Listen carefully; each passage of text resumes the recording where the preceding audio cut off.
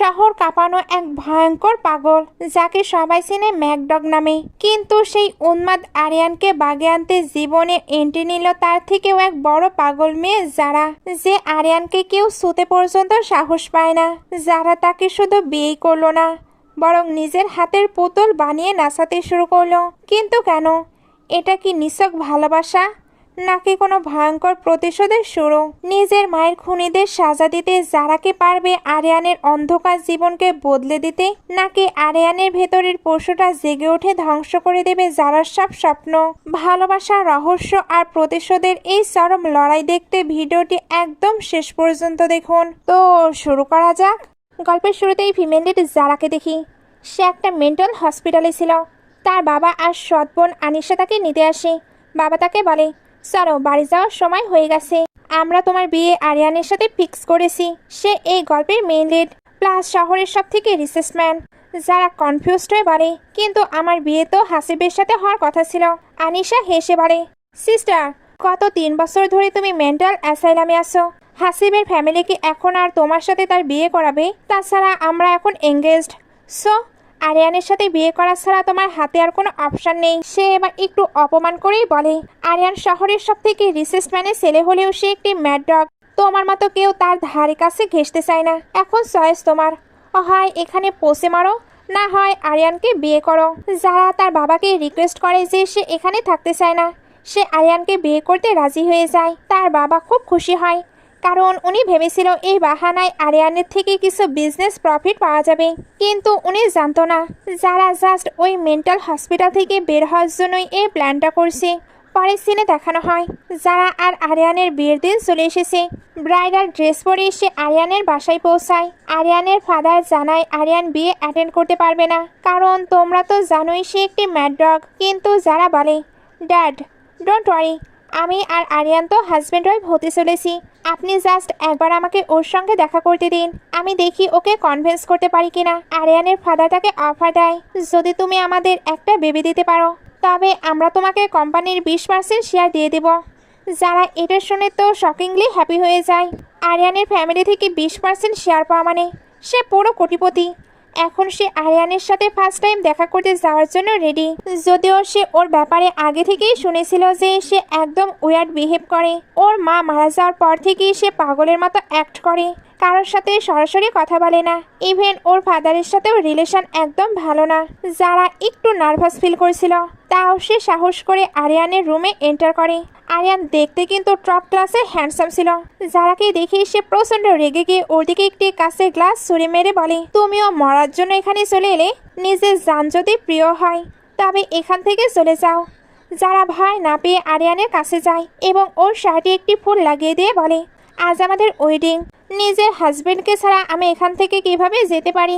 আরিয়ান ওর গলা চেপে ধরে বলে, মনে হয় তুমি আমার ব্যাপারে জানো না। তোমার মতো মেয়েদের আমি খুব ভালো করেই চিনি।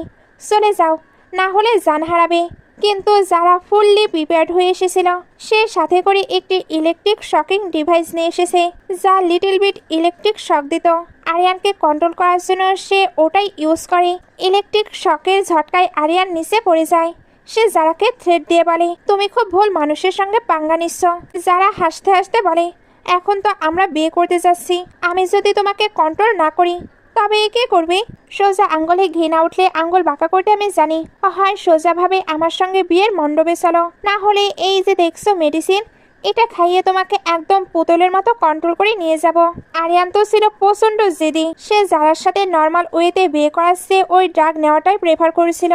যারা এবার তার সেকেন্ড প্ল্যান অ্যাপ্লাই করে। সে রুমের এক কোণে খুব যত্ন করে রাখা একটি ফুল দেখতে পায়। সে তো ইনস্ট্যান্টলি বুঝে গেছে যে এই ফুলটা আরিয়ানের কাছে খুব বেশি ইম্পর্টেন্ট। সে আরিয়ানকে সরাসরি থ্রেট দেয়, যদি তুমি আমার সঙ্গে শান্তিতে বিয়ে করতে নারাজি হও, তবে তোমার এই ফেভারিট ফ্লাওয়ার আমি এখনই পুড়িয়ে ফেলবো। আরিয়ান তখন একদম ভায়োলেন্ট হয়ে ওয়ার্নিং দেয় যে ওটা আমার মায়ের লাস্ট মেমোরি, ওই ফুলের কিছু হলেই সে যারাকে জ্যান্ত ছাড়বে না। যারা তখন মজা নিয়ে বলে, গলার জোর না কমিয়ে আমার কথা শোনো, শান্তিতে বিয়েটা করতে চলো, কথা দিচ্ছি ফুলে কিচ্ছু হবে না। আরিয়ান ফাইনালি বাধ্য হয়ে যারার কথা মেনে নেয়।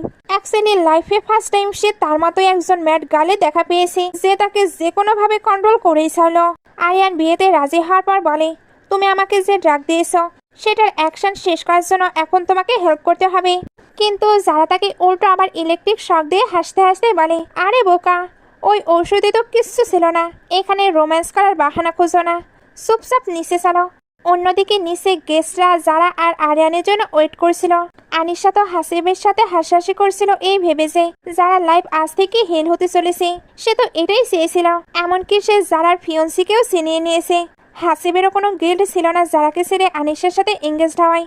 সে তো ভাবছিল যারা 3 বছর মেন্টাল অ্যাসাইলামে ছিল, এখন না জানি তাকে কত জঘন্য আর ওয়ার্ড লাগছে দেখতে। ইনফ্যাক্ট তারা দুজনেই যারার বরবাদ লাইভ দেখার জন্য ওয়েট করছিল। তারা শিওর ছিল যে আরিয়ান কোনোদিন নিচে বিয়ে করতে আসবে না। আরিয়ানের ফাদার খুব টেনশনে ছিলেন যে গেস্টদের সামনে এখন উনি কি করবে। ঠিক তখনই মেইন এন্ট্রিতে দেখা যায় এক অ্যামাজিং সিন। বর আর কনে একসঙ্গে আসছে। আরিয়ানকে সাথে নিয়ে যারা সত্যি সত্যি বিয়ের জন্য চলে এসেছে। তাদের হাই ডিফারেন্সটা জাস্ট দেখার মতো ছিল। সবাই তো হা করে তাকিয়ে থাকে যে আরিয়ান আর যারা সত্যি সত্যি বিয়ে করতে এসেছে। আনিশাও শকড। সে ভাবছিল এটা কিভাবে পসিবল, আরিয়ান তো একটি ম্যাড ডগ, সে কিভাবে যারার কন্ট্রোলে এলো, আর তাকে তো একদম নর্মাল হিউম্যান লাগছে। সে কিন্তু মনে মনে অনেক বেশি জেলাসি ফিল করছিল, কারণ আরিয়ান যেমনই হোক লাস্টলি সে তো রিস আছে। যারার কপাল যদি সব দিক থেকে খুলে যায় তবে সে এটা মেনে নিতে পারবে না। বিয়ের রিচুয়াল শেষ হওয়ার পর যখন কাপলকে কিস করতে বলা হয়, যারা নিচু স্বরে আরিয়ানকে আবার ওয়ার্নিং দেয়, যদি তুমি আমাকে কিস না করো তবে ওই ফুলটার কথা মনে আছে তো, আমি কি করতে পারি জানো তো। আরিয়ান তখন বাধ্য হয়ে সবার সামনে যারাকে কিস করে তাদের বিয়ে কমপ্লিট করে। গেস্টরা সবাই অনেক হ্যাপি থাকলেও আরিয়ানের ফাদার জাস্ট অবাক হয়ে তাকিয়েছিলেন। তিনি তো জানতেন আরিয়ান কারোর ফিজিক্যাল টাচ একদম সহ্য করতে পারে না, তাহলে আজ এমন মিরাক্কেল কিভাবে হলো। ঠিক তখন আনিশার নজর পড়ে আরিয়ানের কাজিন রাহাতের ওপর। রাহাত আসলে একটি আস্ত ভিলেন। সে চায় আরিয়ানকে সরিয়ে কোম্পানির মালিক হতে। আরিয়ানের মেন্টাল কন্ডিশনের সুযোগ সে সবসময় নিত। আনিশা গিয়ে রাহাতের কান পড়া দিতে শুরু করে, দেখলে তো রাহাত ভাই, আরিয়ান তো যারাকে বিয়ে করে একদম নর্মাল হয়ে গেছে, কাল হয়তো তাদের বাচ্চাও হবে। তুমি যতই হার্ডওয়ার্ক করো না কেন, আলটিমেটলি আরিয়ানই তো উত্তরাধিকারী, সব প্রপার্টি ওই পাবে। তবে একটা কাজ করা যায়, আরিয়ানকে যদি এখনই সবার সামনে খেপিয়ে দেওয়া যায় তবে ওর ইমেজ আবার সেই আগের মতো ড্যামেজ হয়ে যাবে। সে রাহাতকে উস্কানি দিচ্ছিল আরিয়ানকে প্রভোগ করার জন্য। এদিকে আরিয়ান যারাকে হাসতে হাসতে বলে, শোনো যারা, এখন থেকে আমি তোমার আর কোনো কথা শুনবো না। আমার মায়ের শেষ স্মৃতি ওই ফুলটা আমি অলরেডি হাইড করে ফেলেছি, সো এখন আর আমাকে কোনো থ্রেট দেওয়ার চান্স নেই তোমার। যারা তখন মাথায় বুদ্ধি খাটাচ্ছিল যে এখনো আরিয়ানকে কিভাবে কন্ট্রোল করবে, কারণ ফ্যামিলি থেকে রিভেঞ্জ নিতে হলে আরিয়ানকে ওর পাশে লাগবে। এমন সময় সেখানে রাহাত আসে এবং ইচ্ছাকৃতভাবে আরিয়ানের মৃত মাকে নিয়ে আজে বাজে কথা বলতে শুরু করে। সে বলে, তোর মা একটা জঘন্য মহিলা ছিল, ভালো হয়েছে যে সে মরে গেছে। নিজের মাকে নিয়ে এমন কথা কেউ সহ্য করতে পারে না। আরিয়ানও প্রচন্ড রিয়াক্ট করতে চাচ্ছিল, কিন্তু যারা তাকে থামিয়ে দেয়। অ্যাকচুয়ালি সে নিজের হেয়ারপিন দিয়ে আরিয়ানের হাতে একটি কাপড় পেঁচিয়ে দেয়, যাতে রাহাতকে মারার সময় আরিয়ানের হাতে চোট না লাগে। এটা করা হলে শান্তভাবে বলে, এবার মারতে পারো। আরিয়ান জাস্ট এবার রাহাতকে জবরদস্তি পিটুনি দেয়। পুরো পার্টিতে হুলস্থুল পড়ে যায় যে আরিয়ান আবার পাগলামি শুরু করেছে। আরিয়ানের বাবা সেখানে এলে রাহাত ভিকটিম সেজে বলে, দেখছেন আঙ্কেল, ও আবার পাগলের মতো বিহেভ করছে। কিন্তু যারা সবকিছু রেকর্ড করে রেখেছিল। আরিয়ানের বাবা শুরুতে আরিয়ানকে পানিশ করতে চাচ্ছিলেন, কিন্তু যারা মাঝখানে এসে রাহাতে এসে অডিও রেকর্ড শুনিয়ে দেয় যেখানে সে আরিয়ানের মাকে ইনসাল্ট করছিল। এটা শুনে আরিয়ানের ফাদার রাহাতের উপর প্রচন্ড ক্ষেপে যান। রাহাত তখন বাঁচার জন্য বলে যে সে অনেক বেশি ড্রিঙ্ক করে ফেলেছিল, তাই ভুলবশত মুখ দিয়ে এসব বের হয়েছে। সে মাপ চায়, কিন্তু যারা সবার সামনে রাহাতকে একটা কড়া থাপ্পড় মারে। তারপর আরিয়ানের বাবার সামনে ইনোসেন্ট সেজে বলে, ভাবুন আজও ডাঙ্ক হয়ে ফ্যামিলি পার্টিতে এমন তামাশা করেছে, আমরা না হয় ফ্যামিলি মেম্বার হিসেবে অ্যাডজাস্ট করে মাফ করে দিলাম, কিন্তু ও তো কোম্পানির জেনারেল ম্যানেজার। কাল যদি ড্রিঙ্ক করে কোনো বিজনেস পার্টনারের সাথে এমন বিহেভ করে তবে কোম্পানির রেপুটেশন কি হবে। অ্যাকচুয়ালি সে আগেই বুঝতে পেরেছে যে বাবার ইমোশনাল জায়গায় হিট করলে কাজ হবে। সে ইচ্ছাকৃতভাবে রাহাতের ইমেজটা আরিয়ানের বাবার সামনে এমনভাবে নষ্ট করলো যে তিনি পুরোপুরি কনফিউজড হয়ে বললেন, হ্যাঁ যারা, তুমি একদম ঠিক বলেছ, ওর মতো দায়িত্ব জ্ঞানহীন মানুষের হাতে কোম্পানির ফিউচার সেফ নয়। এরপর তিনি রাহাতকে করা পানিশমেন্ট দেন। তার সব লাক্সারি আর বডিগার্ডদের অ্যাক্সেস ব্লক করে দেওয়া হয় এবং তাকে জেনারেল ম্যানেজারের পজিশন থেকে ইমিডিয়েটলি সাসপেন্ড করা হয়। আপাতত রাহাতের কোম্পানিতে ঢোকা বন্ধ। আরিয়ান মনে মনে ভাবছিল, যারা তো অসাম, একদিনে এই ধূর্ত রাহাতকে কি সুন্দর টাইট করে দিল। অন্যদিকে আনিশা টেনশনে পড়ে গেছে। সে ভাবছিল যারার কিছু একটা করতে হবে, কারণ যারা যদি আরিয়ানের মন জয় করে নেয় বা ওকে পুরোপুরি নিজের কন্ট্রোলে নিয়ে নেয়, তবে তো যারা লাইফ জাস্ট স্টেবলের মতো হয়ে যাবে। সে অলরেডি কি সুপার রিচ ফ্যামিলির বউ, এখন পাওয়ারটাও ওর হাতে চলে আসছে। আর এদিকে হাসিব অবাক হয়ে ভাবছিল, যারা 3 বছর মেন্টাল অ্যাসাইলামে ছিল, তাও ও এতটা প্রিটি আর স্টাইলিশ কিভাবে। এরপর আমাদের নিয়ে যাওয়া হয় আরিয়ান আর জারার ওয়েডিং নাইটে। আরিয়ান জারাকে স্টেট কার্ড বলে দেয়, বেটার হবে তুমি এখান থেকে চলে যাও, আমি তোমার উপর একদমই ইন্টারেস্টেড নই, আমরা কালই ডিভোর্স নিচ্ছি।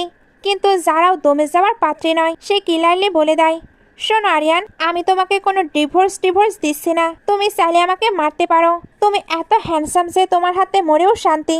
বলেই সে আরিয়ানের সাথে ফ্লার্ট শুরু করে।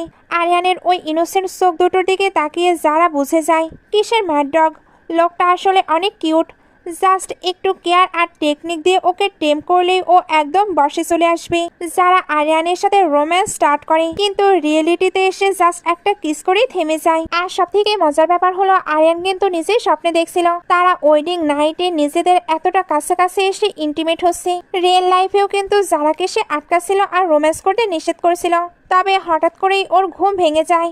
যারা ওকে টিস করতে শুরু করে, মনে হয় স্বপ্নে তুমি আমার সাথে রোম্যান্স করছিলে, তাই না? এই জন্যই বারবার বাধা দিচ্ছিলে। তোমার না আমার ওপর একদম ইন্টারেস্ট নেই? তাহলে আমার ব্যাপারে এমন রোমান্টিক আর এরোটিক ড্রিম কেন দেখছো?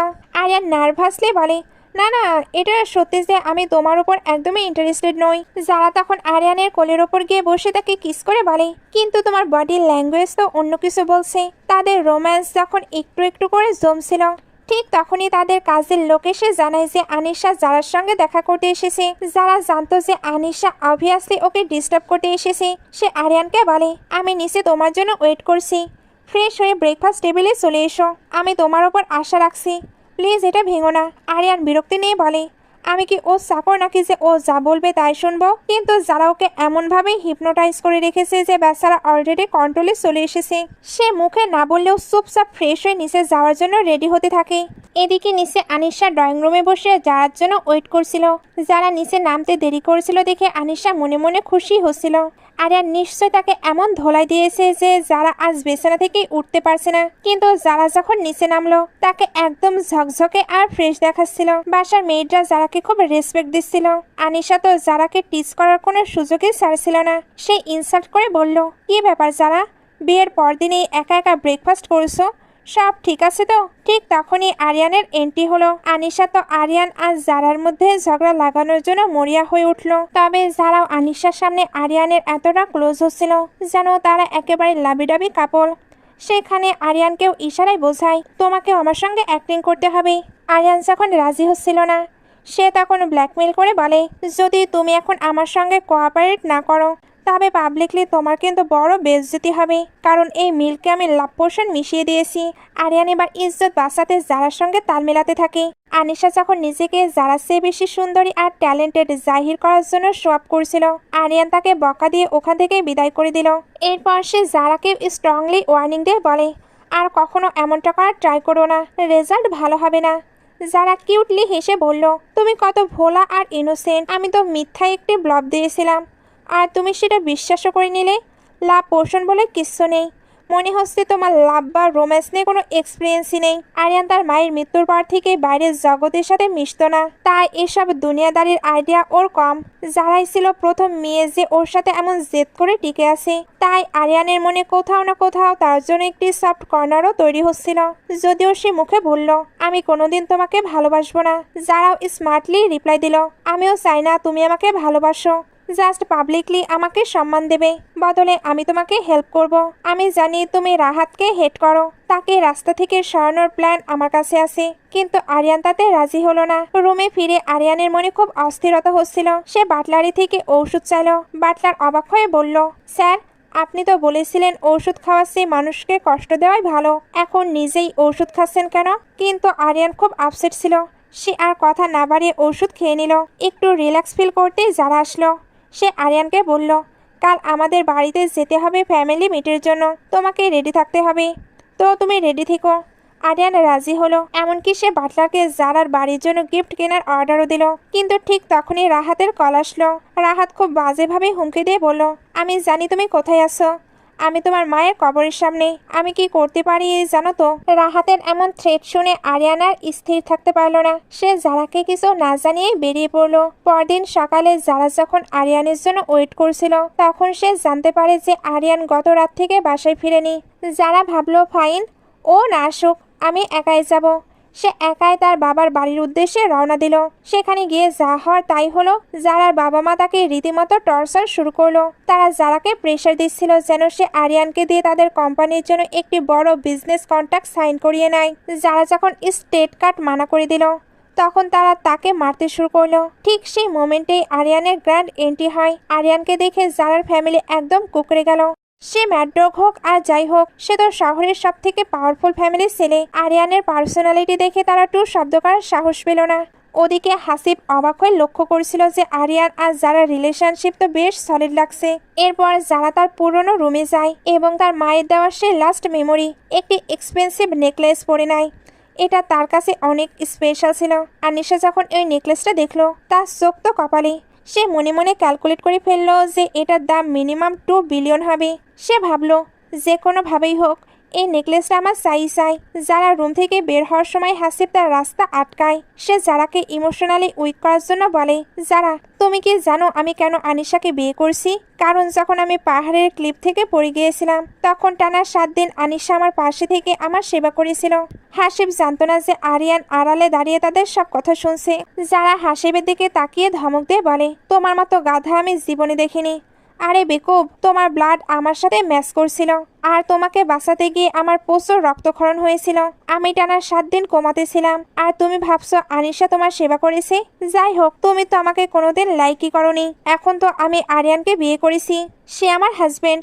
সো তাকে ছেড়ে আবার তোমার কাছে ফিরে আসার কোনো চান্সই নেই। হাসিব জারাকে ভুলভাল অফার দিচ্ছিল, কিন্তু জারা তার উল্টো ভালো ধোলাই করে দিয়েছে। ঠিক তখনই আরিয়ানের এন্ট্রি হয়। আরিয়ানকে দেখেই হাসিবের তো লেজ গুটিয়ে পালানোর অবস্থা।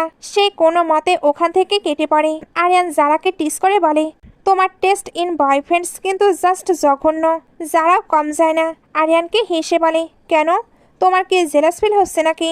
আসলে হাসিব আমার বয়ফ্রেন্ড ছিল না, সে আমার এঙ্গেজ পার্টনার ছিল। তার প্রাণ বাঁচাতে গিয়ে আমি এতটা সাফার করেছি। আমি ভেবেছিলাম তার সাথে আমার লাইফটা হয়তো ভালো কাটবে, তবে লোকটা যে এত বড় ধোঁকাবাজ সেটা আমার জানা ছিল না। এরপর তারা দুজনেই বাইরে আসে। যারার ফ্যামিলি তো তাদের রিলেশনশিপকে ইউজ করে বিজনেসে প্রফিট কামানোর ধান্দায় ছিল, কিন্তু আরিয়ান তার সব ব্রেইন অ্যাপ্লাই করে উল্টো চালে দেয়। আরিয়ানের ভয়ে কেউ কিছু বলার সাহস পায়নি। সে জারার মায়ের কোম্পানির শেয়ারগুলো ডাউরিতে জারাকে দিতে বাধ্য করে। আরিয়ানের পাওয়ার আর স্মার্টনেসের কাছে হার মেনে জারার ফ্যামিলি বাধ্য হয়ে শেয়ারগুলো জারার নামে লিখে দেয়। অবশেষে জারার মায়ের হারানোর সম্পত্তি তার হাতে ফিরে আসে এবং আরিয়ান জারাকে নিয়ে সেখান থেকে বেরিয়ে পড়ে। গাড়িতে ফেরার পথে জারা আরিয়ানকে নিয়ে বেশ মজা করছিল। সে বলল, বাহ, তুমি তো আজ আমার অনেক বড় একটি হেল্প করে দিলে। কিন্তু সত্যি করে বলো তো, তুমি ঠিক ছিলে কোথায়? আমি তো ভেবেছিলাম তুমি আজ আসবেই না। আরিয়ান কিছু না বলে লাজুক মুখে গাড়িতেই বসে পড়লো। বাড়িতে ফেরার পর যারা খুব কিউরিয়াস ছিল যে আরিয়ান গত রাতে কোথায় ছিল, কিন্তু আরিয়ান কাউকে কিছু না বলে গটগট করে নিজের রুমে চলে গেল। যারা তখন বাটলারকে জিজ্ঞেস করলে সে আসল ঘটনাটা খুলে বলে। সে জানায় আরিয়ান আসলে তার মায়ের কবরের কাছে গিয়েছিল। সেখানে রাহাত এসে আরিয়ানের মায়ের ইনসাল্ট করেছিল দেখে আরিয়ান ওকে জাস্ট তুনোধুনা করে দিয়েছে। কিন্তু মারপিটের মাঝখানেই আরিয়ানের মনে পড়ে যে তাকে আজ জারার ফ্যামিলির সঙ্গে দেখা করতে যেতে হবে। তাই সে নিজেকে কন্ট্রোল করে ওখান থেকে সরাসরি জারার কাছে চলে যায়। ঠিক ওই সময় আরিয়ানের বাবার কল আসে। যারা ফোন ধরে তার ফাদার ইন লকে খুব সুন্দর করে কনভিন্স করে ফেলে। সে বলে, ড্যাড, রাহাতকে বিশ্বাস করা ঠিক না। আরিয়ান আপনার নিজের ছেলে, আর এই কোম্পানির ওপর প্রথম অধিকার ওরই। ওকে একবার সুযোগ দিয়ে দেখুন।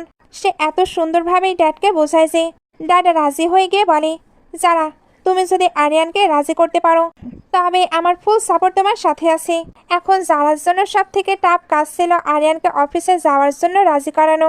সে জানতো যে সোজা আঙ্গুলে ঘি উঠবে না। সে এক গাদা ফাইল নিয়ে আরিয়ানের রুমে এন্টার করে। আরিয়ান তখন তার মায়ের সেই প্রিয় গাছটার যত্ন নিচ্ছিল।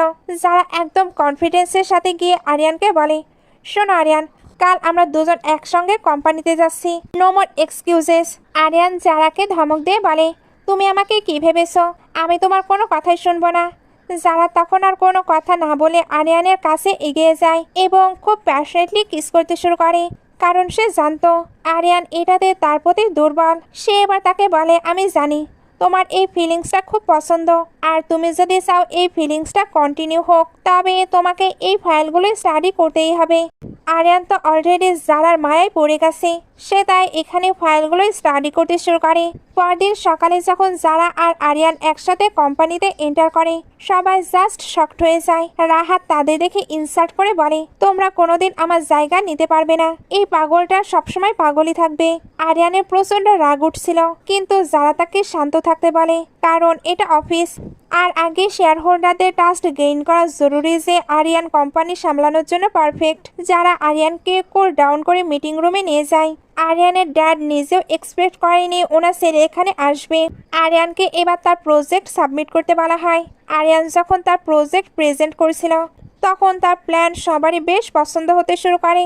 রাহাত আগেই কিন্তু এখানে তাকে ডিস্টার্ব করতে একটি প্ল্যান করে রেখেছিল। আসলে আরিয়ানের ধোঁয়ায় প্রবলেম আছে, সে এটারই ব্যবস্থা করেছে। আরিয়ান হঠাৎ করে ডিস্টার্ব ফিল করতে থাকে, কারণ ধূপের গন্ধ আরিয়ানকে ট্রিগার করে স্ট্রেস আর অ্যাংজাইটি বাড়িয়ে দিচ্ছিল। রাহাত খুব ভালো করে জানতো আরিয়ানের উইক পয়েন্ট কোনটা।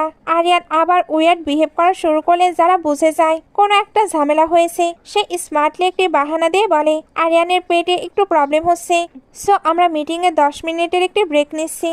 সে এবার আরিয়ানকে অন্য রুমে গিয়ে তাকে শান্ত করার চেষ্টা করে। আরিয়ান যখন শান্ত হচ্ছিল না তখন সে বাসাতে কল দেয়, বাট জানা যায় সে মেডিসিনও নিয়েছে, তবে তার নাকি ধোঁয়ায় প্রবলেম আছে। যারা এবার বুঝতে পারে প্রবলেমটা কোথায়, সে এবার আরিয়ানকে শান্ত করতে কিস করে, সঙ্গে মোটিভেট করে বলে, ট্রাস্ট মি আরিয়ান, আজকের এই মিটিংটা তোমার লাইফের জন্য খুব ইম্পর্টেন্ট। জাস্ট এইটুকু সময় সামলে নাও, বাকি সব আমি দেখে নেব। আমি আসছি তোমার সাথে। তোমার ড্যাডের জন্য, তোমার মমের জন্য তোমাকে নিজেকে সামলাতে হবে। জারার ওপর আরিয়ানের একটি আলাদা লেভেলের ট্রাস্ট তৈরি হয়ে গিয়েছিল, তাই সে জারার কথা মেনে নিয়ে আবার কনফিডেন্সের সাথে মিটিং রুমে ফিরে যায়। শেয়ার হোল্ডারদের তো আরিয়ানের ওপর কোনো এক্সপেকটেশনই ছিল না, কিন্তু আরিয়ান যখন প্রজেক্টটা ব্রিলিয়ান্টলি প্রেজেন্ট করলো তখন সবাই পুরো শকড। তার ফাদারও তাকে দেখে প্রচন্ড ইমপ্রেসড হয়ে যায়। এখন থেকে আরিয়ান ডেইলি অফিসে আসবে, আর শেয়ার হোল্ডাররা তাকে কোম্পানি জয়েন করার জন্য দারুণভাবে এনকারেজ করতে লাগলো। এদিকে অফিসের বাইরে যারা আর রাহাতের মধ্যে তখন পুরোদমে ঝগড়া চলছে। রাহাত একদম বেহাই স্টাইলে স্বীকার করে নিল যে হ্যাঁ, সেই ইনসেন্স স্টিকটা সেই জ্বালিয়েছিল।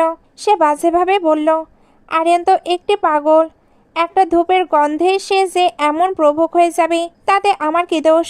যারা রাগে ফুঁসছিল সে ধাপ করে রাহাতের একটা ভালো মতো পিটুনি দিয়ে বলল, তোর কি মনে নেই আমার কিন্তু মানুষের কথা রেকর্ড করে রাখার খুব বাজে অভ্যাস আছে। এখন এই অডিওটা যদি আমি আরিয়ানের ফাদারের কাছে প্লে করে দেই তবে তিনি তো তোকে বাসা থেকে লাথি মেরে বের করে দেবে। যারাকে এমন অ্যাগ্রেসিভ মুডে দেখে রাহাত তো পুরোই ঘাবড়ে গেল। ঠিক তখনই ভেতর থেকে জারার গলার আওয়াজ পেয়ে আরিয়ান বাইরে বেরিয়ে আসে। সে দেখলো রাহাত নিচে পড়ে আছে। রাহাত ভয় পেয়ে আরিয়ানের ড্যাডের সামনে নালিশ করার ট্রাই করেছিল যে যারা তাকে মেরেছে, কিন্তু জারার ওই রেকর্ডিংয়ের হুমকির ভয়ে সে মিথ্যা বলল যে সে নিজেই সিঁড়ি থেকে পড়ে গেছে।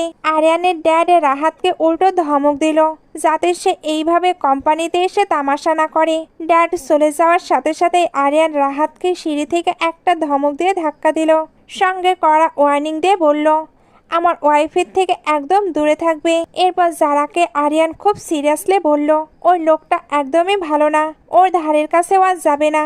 যারা তখন আরিয়ানকে টিস করতে করতে বলল, আরে তুমি কি জেলাস হচ্ছ নাকি? আমি তো জাস্ট তোমাকে সাপোর্ট করার জন্য এসব করেছিলাম। মিটিং শেষে তারা দুজন যখন বাসায় ফিরছিল তখন তাদের বন্ডিংটা আগের চেয়ে অনেক বেশি স্ট্রং মনে হচ্ছিল। বাসায় ফেরার পর আরিয়ান রেস্ট নিতে চলে যায়। কিছুক্ষণ পর যারা আরিয়ানের কাছে গিয়ে দুষ্টুমি করে বলে, চলো এবার একটি বেবি নিয়ে ভাবা যাক। আরিয়ান যারার সাথে রোম্যান্স স্টার্ট তো করে, কিন্তু মাঝপথেই হঠাৎ থেমে যায়। সে একটু ইতস্তত বোধ করে বলে, আসলে এর পরে কিভাবে এগোতে হয় আমি ঠিক জানি না। যারা অবাক হয়ে বলে, ও সত্যি বলতে আমিও জানি না। আরিয়ান আরো অবাক হয়ে প্রশ্ন করে, তুমি সারাদিন আমাকে এভাবে সিডিউস করো আর তুমি জানো না? যারা তখন লাজুক হেসে স্বীকার করে যে আরে আমার তো শুধু থিওরিটিক্যাল নলেজ আছে, আমি তো আগে কখনো কারোর সাথে রোম্যান্স করিনি। তারা দুজনেই ডিসাইড করে এই ব্যাপারে তাড়াহুড়ো না করে একে অপরকে আরও সময় দেবে। যারা আরিয়ানকে অফিসের আরও কিছু ফাইল দেয় রিভাইজ করার জন্য। এদিকে আরিয়ানের ড্যাড যখন বাড়ির মেয়েদের কাছে শোনে আরিয়ান আজ যারা খুবই হ্যাপি কাপল হিসেবে সময় কাটাচ্ছে, তিনি তখন প্রচণ্ডই হ্যাপি হন। আসলে তিনি কখনো ভাবেননি যে তার ছেলে কোনোদিন কোনো মেয়ের সঙ্গে একদম নর্মাল মানুষের মতো বিহেভ করবে। পরদিন যারা আরিয়ানকে নিয়ে একজন বড় বিজনেস পার্টনারের সঙ্গে দেখা করতে যায়। এই ডিলটা সাইন হলে আরিয়ানের ক্যারিয়ারের জন্য বিশাল একটি অ্যাচিভমেন্ট হবে। মিটিংয়ের ওইখানে কিন্তু কেউই আরিয়ানের অ্যাবিলিটির ওপরে বিশ্বাস করছিল না। এই জন্য অযথায় বেশি বেশি ড্রিঙ্ক করতে ফোর্স করে, আর তারা যদি ড্রিঙ্ক না করে তবে বেরিয়ে যেতে বলে। আরিয়ান ওইখান থেকে চলে যেতে চায়, তবে যারা তাকে আটকে ড্রিঙ্ক করতে শুরু করে, কারণ ওই যে এই ডিলটি তার জন্য অনেক বেশি ইম্পর্টেন্ট ছিল। সে যখন একের পর এক অনেকগুলো ড্রিঙ্ক করে তখন এরা আরিয়ানের ফাইল খুলে দেখতে বাধ্য হয়। আর ওইটা দেখে তারা তো পুরোই শকড হয়ে যায়, কারণ প্ল্যানটি ছিল একেবারে টপ নচ। তারা তো এমন প্ল্যান আগে কখনোই দেখেনি। এর জন্য ডিলে সাইন করে দেয়। আরিয়ান এবার জারাকে নিয়ে চলে যায়। ড্রিঙ্ক করে জারার অবস্থা তো খারাপ। বাইরে বিজনেসম্যানরা গসিপ করছিল, ছোটবেলায় শুনেছিলাম সে নাকি অনেক বেশি ট্যালেন্টেড, বাট 10 বছর সে কোম্পানি থেকেই দূরে ছিল, বাট এখনো তার প্ল্যান দেখছি টপ নচ। দূর থেকে কাজিন এগুলো দেখে অনেক বেশি জেলাস ফিল করতে থাকে, কারণ তার মাথায় থেকে তো এমন প্ল্যান কখনোই বের হয় না। তাকে এই আরিয়ানের কিছু একটা করতে হবে। গাড়িতে যারা তো অনেক বেশি পাগলামো করছিল। আরিয়ান তাকে সামলানোর চেষ্টা করে, তবে যারা যেন আউট অফ কন্ট্রোল হচ্ছিল। আরিয়ান এর জন্য তাকে হসপিটালে অ্যাডমিট করে দেয়। বেশ কিছুক্ষণ পর যারার জ্ঞান ফিরে সে নিজেকে হসপিটালের বেডে আবিষ্কার করে। সামনে আরিয়ানের ড্যাডকে দেখে সে আরিয়ানের কথা জিজ্ঞেস করে। ফাদার ইন ল বলে, আসলে আরিয়ান ভেবেছিল তোমার ব্লাড লাগবে, যেহেতু তোমাদের ব্লাড গ্রুপ সেম, তাই সে পাগলের মতো নিজের ব্লাড দিতে চলে গেছে। যারা মনে মনে হাসি, কারণ তার স্রেফ গ্যাস্ট্রিকের পেইন হয়েছিল, ব্লাড লাগার তো কিছুই হয়নি। এর মধ্যে যারা জানতে পারে আনিশা তাকে দেখতে এসেছে। যারা তখন আরিয়ানের ড্যাডকে একটু রেস্ট নেওয়ার কথা বলে পাঠিয়ে দেয়। আনিশা রুমে ঢুকেই নিজের আসল রূপ দেখায়। সে বলে, শোন যারা, আরিয়ান তো আসলে আমার হওয়ার কথা ছিল, তুই তো এখনো নিজের জায়গা বদলে নিতে পারিস। যারা তাচ্ছিল্যের হাসি দিয়ে বলে, তোর সাহসী ছিল না ওই পাগল লোকটাকে বিয়ে করার, তাই তো আমাকে বলির পাঠা বানিয়েছিলি। আরিয়ান তখন দরজার আড়ালে দাঁড়িয়ে সব শুনছিল। আনিশা সেটা টের পেয়ে যায় এবং ইচ্ছা করে যারাকে প্রভোগ করার জন্য বলে, তার মানে তুই বলতে চাচ্ছিস আবার সুযোগ পেলে তুই এই ডিসিশন চেঞ্জ করবি, আরিয়ানকে বিয়ে করবি না? যারা শুধু আনিশাকে রাগানোর জন্য বলে দেয়, হ্যাঁ অবশ্যই। কিন্তু সে জানতো না আরিয়ান এই কথা শুনে কতটা হার্ট হয়েছে। আনিশা চলে যাওয়ার পর আরিয়ান রুমে ঢুকে যারাকে বলে, তার মানে তুমি আমাকে বিয়ে করে রিগ্রেট করছো? যারা কিছু এক্সপ্লেন করার আগেই আরিয়ান প্রচন্ড রেগে ওখান থেকে চলে যায়। যারা বুঝতে পারে সে বড় ভুল করে ফেলেছে। আরিয়ানকে মানানোর জন্য সে বাসায় যায়, কিন্তু আরিয়ান সেখানে ছিল না। জানতে পারে সে অফিসে। যারা তখনই অফিসে পৌঁছায়, সেখানে গিয়ে সে আরিয়ানের এক অন্য রূপ দেখে। আরিয়ান খুব পাওয়ারফুলি কোম্পানি সামলাছিল। কিছু ধূর্ত শেয়ার হোল্ডার কোম্পানির সিক্রেট লিক করে দিয়েছিল। ভেবেছিল আরিয়ান কিছু বুঝবে না, কিন্তু আরিয়ান তাদের হাতে নাতে ধরে ফেলে এবং সাথে সাথে ফায়ার করে দিয়ে ওয়ার্নিং দেয়, নেক্সট টাইম কেউ বেইমানি করলে সরাসরি জেলে পাঠাবে। এরপর আরিয়ান জারাকে নিজের কেবিনে নিয়ে যায়। যারা তখন আরিয়ানের খুব কাছে গিয়ে তাকে রোমান্টিকলি মানানোর চেষ্টা করে। সে বলে, আরিয়ান, আমি তোমাকে কোনোদিন ছেড়ে যাব না। লাইফে হাজারবার সুযোগ পেলেও আমি তোমাকেই চুজ করব। ওসব কথা আমি জাস্ট আনিশাকে রাগানোর জন্য বলেছিলাম। আরিয়ান তো জারার প্রেমে হাবুডুবু খাচ্ছিল, তাই সে খুব দ্রুতই জারার কথায় গলে যায় এবং তাকে মাফ করে দেয়। যারা অফিস থেকে চলে যাওয়ার পর আরিয়ান তার পার্সোনাল অ্যাসিস্ট্যান্টকে দিয়ে জারার পাস্ট সম্পর্কে আরও ডিটেলসে ইনভেস্টিগেশন করা শুরু করে। একটু পরে ড্যাড এদের সঙ্গে দেখা করতে আসে। ড্যাড তখন আরিয়ানকে তাদের পুরো কোম্পানি সামলাতে বলছিল। আরিয়ান আর ড্যাডের রিলেশন কিন্তু এখনো ঠিক হয়নি। আরিয়ান এখানে রেগেই ড্যাডকে বলে, আপনি কি ভেবেছেন আপনার জন্য আমি এই কোম্পানিতে এসেছি? মোটেও না। এই কোম্পানিতে আমার মায়ের অনেক বেশি পরিশ্রম আছে। আমি শুধু ওনার জন্যই কোম্পানিতে জয়েন হয়েছি। এখানে দুজনের মাঝে অনেক কথা কাটাকাটি হয়।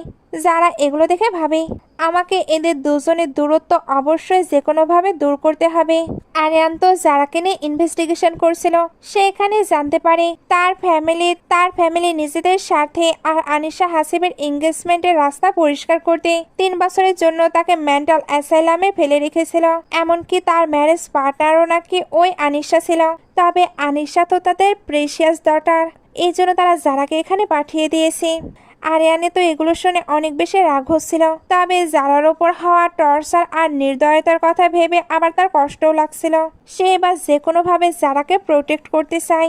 এদিকে যারা আরিয়ানের ড্যাডের সঙ্গে কথা বলে, সে ওনাকে কনভিন্স করছিল যাতে আরিয়ানের সঙ্গে উনি একটু বেশি টাইম স্পেন্ড করে।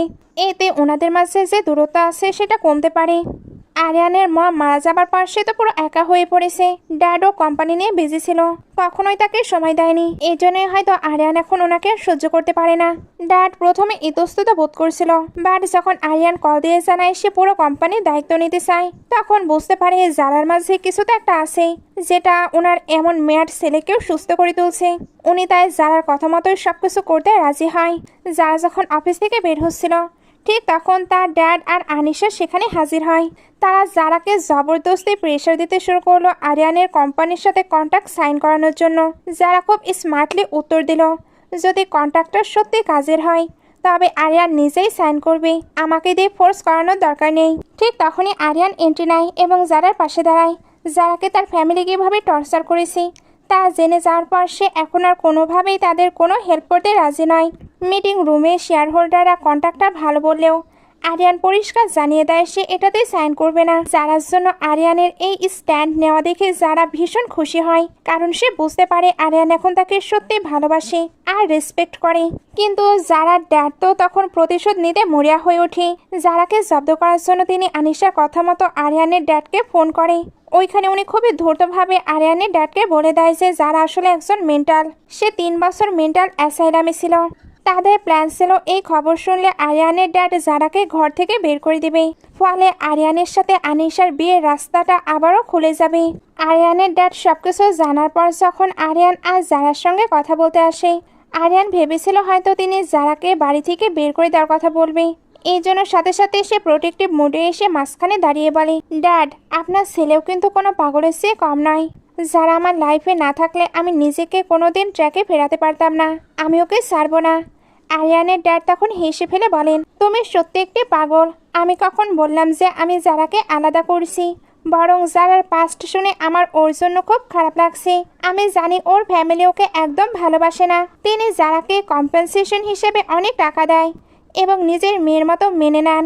এমনকি তিনি আরিয়ান আর জারাকে কয়েকদিনের জন্য বাইরে ঘুরতে যাওয়ার অর্ডার দেন, যাতে তাদের রিলেশনশিপ আরও স্ট্রং হয়। আরিয়ান বুঝতে পারে সে মিশি ওভার রিয়াক্ট করছিল। যারা তার ফাদার ইন লকে থ্যাঙ্কস জানায় এবং পরদিনই তারা ট্যুরে বেরিয়ে পড়ে। মজার ব্যাপার হলো তারা যে হোটেলে স্টে করছিল ঠিক সেখানেই তাদের দেখা হয়ে যায় হাসিব আর আনিশার সাথে। আনিশা একদম সিপ স্টাইলে শপ করছিল যে সে হাসিবের সাথে তার প্রি ওয়েডিং হানিমুন কাটাতে এসেছে। হাসিবের কনফিডেন্স তো আকাশচুম্বী। সে ভাবছিল যারা নিশ্চয়ই এখনো তাকেই ভালোবাসে এবং জাস্ট হাসিবকে রাগানোর জন্য সে আরিয়ানকে বিয়ে করেছে। হাসিব যারাকে আড়ালে পেয়ে জেলাসে অফার দেয়, যারা আমি সব সত্যি জেনে গেছি। তুমি যদি আরিয়ানকে ডিভোর্স দিয়ে আমার কাছে ফিরে আসো তবে আমি সব ভুলে তোমাকে বিয়ে করতে রাজি আছি। যারা হাসিবের কথা শুনে আগে মন খুলে হেসে নেয়, তারপর জাস্ট একটি মোক্ষম জবাব দেয়, পাগল হয়ে গেছো নাকি? বেশি প্রবলেম মনে হলে নিজে গিয়ে ওই মেন্টাল অ্যাসাইলামে চিকিৎসা করাও। ওখানে না তোমার মতো মানুষদেরই দরকার। এখন আমার কাছে বকবক না করে নিজের রাস্তায় যাও। এই কথা বলে যারা আরিয়ানকে নিয়ে রুমে চলে যায়। আর এদিকে হাসিব আর আনিশের মধ্যে তুমুল ঝগড়া শুরু হয়ে যায়। আনিশা চিৎকার করে বলতে থাকে, তুমি আমার সাথে এঙ্গেজড হয়ে এখনো জারার কথা ভাবছো কিভাবে? হাসিব তখন তার সত্যটা মুখের ওপর বলে দেয়, তুমি কি ভেবেছো আমি তোমার মিথ্যাগুলো জানি না? যারা আমার প্রাণ বাঁচিয়েছিল তুমি নাও। তুমি জাস্ট 3 বছর ধরে মিথ্যা নাটক করে গেছো। এর পরের সিনে আমরা আরিয়ান আর জারার রুমে ফিরে যাই। আরিয়ান হাসিবের কনফেশন শুনে একটু জেলাস হয়ে মুখ ভার করে বসেছিল। যারা তাকে মানানোর জন্য ফুল অন রোমান্টিক মুডে ছিল। দুজন তো বেশ ক্লোজলি অনেকটা বেশি ভালো টাইম স্পেন্ড করতে থাকে। ঠিক ওই সময় বাইরে আনিশা একটি শয়তানি প্ল্যান করছিল। সে হাসিবের সাথে ইন্টিমেট হওয়ার জন্য ড্রিঙ্কসের সাথে ওষুধ মিশিয়ে ওয়েটার্সকে দিয়ে রুমে পাঠাতে বলে। কিন্তু কি কপাল, ওয়েটার ভুল করে ওই স্পেশাল ড্রিঙ্কসটা আরিয়ান আর যারা রুমে দিয়ে আসে। আরিয়ান ভাবলো হয়তো যারা অর্ডার করেছে, তাই সে এক চুমুকেই ওই ড্রিঙ্কটা শেষ করে ফেলে। সাথে সাথেই ঔষধের অ্যাকশন শুরু হয়ে যায় এবং আরিয়ান ফিল করতে পারে সে নিজের ইমোশন আর কন্ট্রোল করতে পারছে না। সে যারাকে কোনোভাবেই হার্ট করতে চাইছিল না, তাই নিজেকে শান্ত করার জন্য সে বাইরের কনকনে ঠান্ডা সুইমিং পুলে নেমে পড়ে। এদিকে আনিসা ওয়েট করছিল হাসিবের ওপর ওষুধের রিয়াকশন দেখার জন্য, কিন্তু যখন সে দেখলো হাসিব একদম নর্মাল, তখন ওইটার থেকে জানতে পারে ওই ড্রিঙ্ক ভুল করে আরিয়ানের রুমে চলে গেছে। হাসিব যখন জানতে পারে যে আনিশা এই নোংরা কাজটা করেছে এবং যারা ও আরিয়ান আজ হয়তো ইন্টিমেট হয়ে যাবে, তখন সে হিংসায় জ্বলে ওঠে। সে আনিশাকে ডিস্টার্ব করার জন্য তার হাত থেকে ওষুধের বাকি ডোজটা কেড়ে নিয়ে নিজেই খেয়ে ফেলে। আনিশা তো ভাবছিল হাসিব হয়তো আজ তার সঙ্গে ইন্টিমেট হতে চাইছে, কিন্তু হাসিবের মাথায় তখন অন্য কোনো শয়তানি ঘুরছিল। সে ওই অবস্থায় নিজের রুম থেকে বেরিয়ে সোজা যারা রুমে গিয়ে হাজির হয়। যারা তাকে ওভাবে হুট করে রুমে ঢুকতে দেখে জাস্ট শকড। সে প্রচন্ড রেগে হাসিবকে ওখান থেকে বেরিয়ে যেতে বলে। হাসিব তখন মাতালের মতো বলতে থাকে, আনিশা আমাকেও ওই একই ওষুধ খাইয়ে দিয়েছে যেটা আরিয়ান খেয়েছে। যারা, তুমি যদি আমাকে হেল্প না করো তবে আমার অবস্থা খুব খারাপ হয়ে যাবে।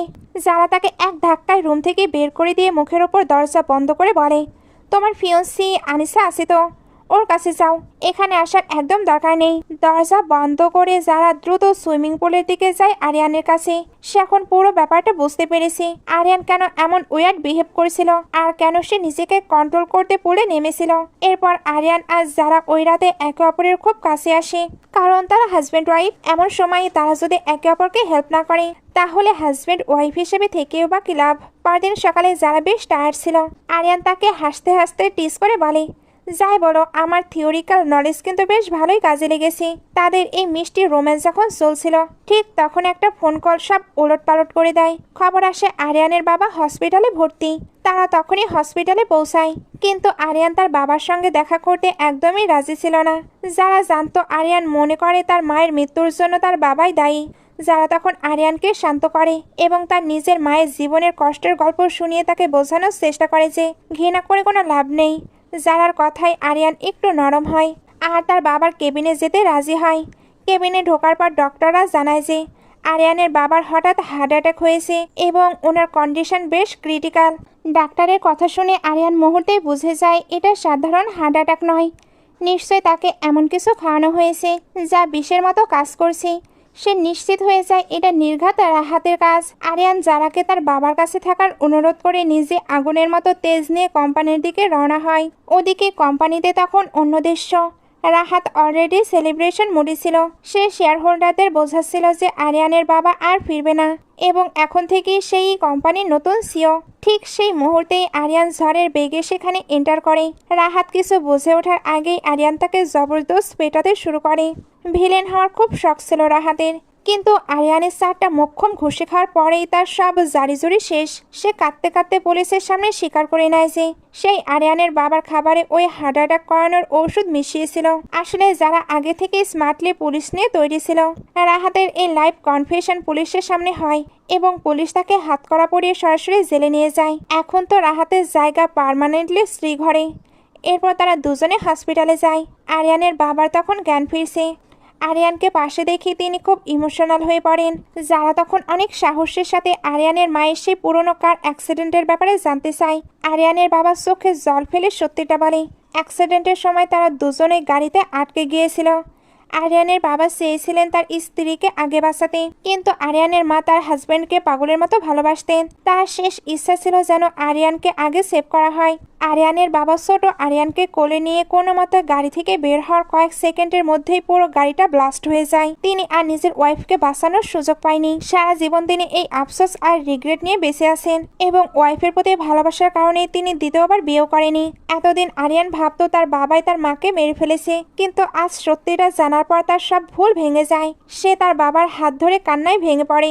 এখানে আমরা আরেকটি জিনিসও জানতে পারি, আরিয়ানের বাবাও কিন্তু জানতো রাহাত ওনাকে ঔষধ দিয়েছে, কিন্তু তিনি শুধু ফ্যামিলির কথা ভেবে চুপ ছিলেন। যারা যখন জানালো যে রাহাতকে অলরেডি পুলিশে দেওয়া হয়েছে, তখন সবাই স্বস্তির নিঃশ্বাস ফেলল। তবে ড্রামাটা এখনো শেষ হয়নি। এবার পালা আনিশা আর তার ফ্যামিলিকে শিক্ষা দেওয়ার। তারা যারাকে রাস্তা থেকে সরিয়ে দেওয়ার এক জঘন্য প্ল্যান করে। আনিশা ভাবছিল সে যেভাবে হাসিবকে পটিয়েছে, ঠিক সেভাবেই আরিয়ানকেও তার রূপের জালে ফাঁসিয়ে সিডুস করবে। আনিশা যখন আরিয়ানের বাড়িতে পৌঁছায়, যারা আগে থেকে তার মতলব বুঝে যায়, সে আরিয়ানকে বলে, তুমি ওর সাথে একটু নাটক করো তো, দেখি ও কত দূর যায়। আরিয়ান যখন আনিশার সাথে কথা বলতে যায়, আনিশা তখন ট্রাই করে তাকে ইমপ্রেস করার, কিন্তু যখন দেখে আরিয়ানের ওপর কোনো জাদু কাজ করছে না, তখন সে তার শেষ অস্ত্র বের করে। সে আরিয়ানের শরীরে ওই ভয়ঙ্কর ড্রাগটা ইনজেক্ট করে দেয়, যা আরিয়ানকে আবার সে পাগল অর্থাৎ ভায়োলেন্ট বানিয়ে দেবে। ইনজেকশন দেওয়ার কিছুক্ষণ পরে আরিয়ান সেন্সলেস হয়ে পড়ে। আওয়াজ শুনে যারা দ্রুত সেখানে ছুটে আসে। সে আনিশাকে চিৎকার করে জিজ্ঞেস করে, কি দিয়েছিস তুই ওকে? আনিশা শয়তানি হাসি দিয়ে বলে, ওই ওষুধটাই দিয়েছি যাতে তোর হাজবেন্ড আবারও পাগল হয়ে যায়। আনিশা বাইরে থেকে দরজা লক করে দেয়। সে ভাবছিল ওষুধ কাজ করলে আরিয়ান পাগলামি করে যারাকে জানে মেরে ফেলবে, এতে করে যারা মরবে আর আরিয়ান খুনের দায়ে জেলে যাবে। এক ঢিলে দুই পাখি। যারা আর আরিয়ান এখন একটি ভয়ঙ্কর রুমে বন্দি আছে, যেখানে এখন যে কোনো কিছু হতে পারে। তবে আরিয়ান এখানে নিজের ওপর কন্ট্রোল হারানোর আগে জাস্ট অসাধ্য সাধন করে। সে নিজের হাত নিজেই কেটে ফেলে, যাতে ব্যথা চোটে সে হ্যালুসিনেশন থেকে দূরে থাকে। যারা যখন ভয় পাচ্ছিল, আরিয়ান তখন তাকে প্রোটেক্ট করে। যখন আরিশা দরজা খুলে দেখতে আসে যে যারা শেষ হয়েছে কিনা, উল্টো আরিয়ান বাঘের মতো তার উপর ঝাঁপিয়ে পড়ে। এরপর আরিয়ান আর যারা সরাসরি আনিশার বাড়িতে হানা দেয়। সেখানে যারার পা ধরে কান্নাকাটি শুরু করে, বলে আনিশাকে জেলে দিও না। তখন আরিয়ান আবার তার সেই ম্যাডডগ মোডে আসে, যা দেখে যারার বাবার আত্মা শুকিয়ে যায়। ভয়ে আজ চাপে পড়ে তিনি এমন এক সত্য উগলে দেয়, যা যারা স্বপ্নেও ভাবেনি। যারার বাবা স্বীকার করেন যে তিনি আসলে টাকার লোভে জারার মাকে বিয়ে করেছিলেন, কিন্তু জারার মা তখন অলরেডি অন্য কারো সন্তানের মা হতে চলেছিল, অর্থাৎ যারা তার নিজের মেয়ে নয়।